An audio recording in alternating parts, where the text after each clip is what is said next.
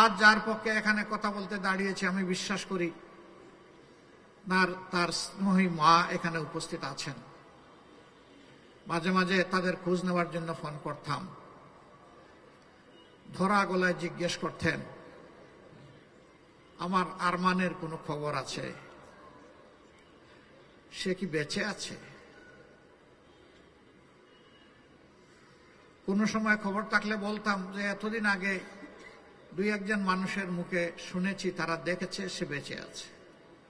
কিন্তু শেষের 2.5 বছর বলতাম যে এই 2.5 বছর ধরে আমার কাছে আমাদের কাছে কোনো খবর নাই। আলিমুল গায়েব আল্লাহ তাআলার কাছে আছে, সামিউন বাসির আল্লাহ তাআলার কাছে আছে। জিজ্ঞেস করতাম শিশু 2 জন কেমন আছে। এত সময় যা বলতেন এখন কেঁদে দিতেন।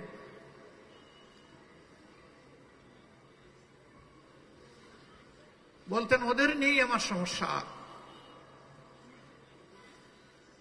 যখন আমার ফোনে কোনো কল আসে, রিং যখন বেজে উঠে, আমার নাতনি দুটি দৌড়াই আসে বলে দাদু এটা কি আব্বার ফোন?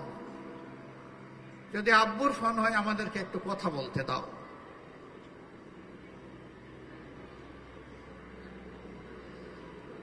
বলতেন এই অবুঝ 2 শিশুকে তখন আর সান্ত্বনা দেওয়ার কোনো ভাষা খুঁজে পেতাম না। নীরবে চোখের পানি ফেলে ফেলে শুধু ওদেরকে চুমু দিতাম, আদর দিতাম। কথা বলতে পারতাম না, মাথায় হাত বুলিয়ে দিতাম। তিনি একজন শহীদের স্ত্রী, সন্তান জীবনে বেঁচে আছে কিনা জানেন না। তার যুবতী স্ত্রী আর অবুঝ বাচ্চাদের কাছে মায়ের কোনো জবাব নেই।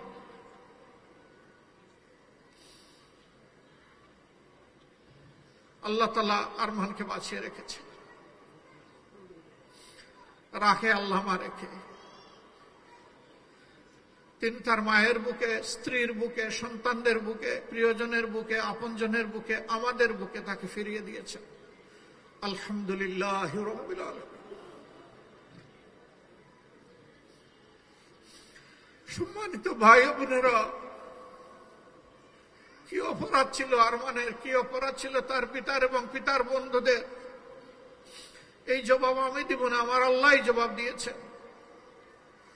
ওমা নাকামু মিনহুম ইল্লা ইউমিনু বিল্লাহিল আজিজিল হামিদ।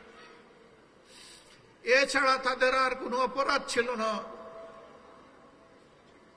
তারা বলেছিল আমি আল্লাহর পরিমাণ এনেছি, মহাপরাক্রমশালী, প্রতাপশালী, মর্যাদাবান আল্লাহ ছাড়া কাউকে মানি না। যেহেতু তিনি মহাপরাক্রমশালী তাই শুধু তারই প্রশংসা করি, এই কথা বলাই তাদের অপরাধ।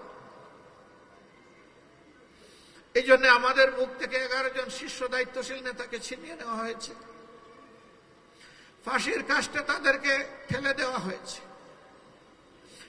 তারা কাঁদেননি, তারা জান্নাতি হাসি ঠুটে নিয়ে ফাঁসির তক্তার উপর দাঁড়িয়েছিলেন। কারণ তারা জানতেন তাদেরকে অন্যায় অপবাদ দিয়ে, মিথ্যা অপবাদ দিয়ে বিচারের নামে চরম অবিচার করে খুন করা হচ্ছে। তারা জানতেন এর বিনিময়ে আল্লাহর জান্নাত। তারা জানতেন এর কারণে আল্লাহর কাছে তারা শহীদ হিসেবে গণ্য হবেন।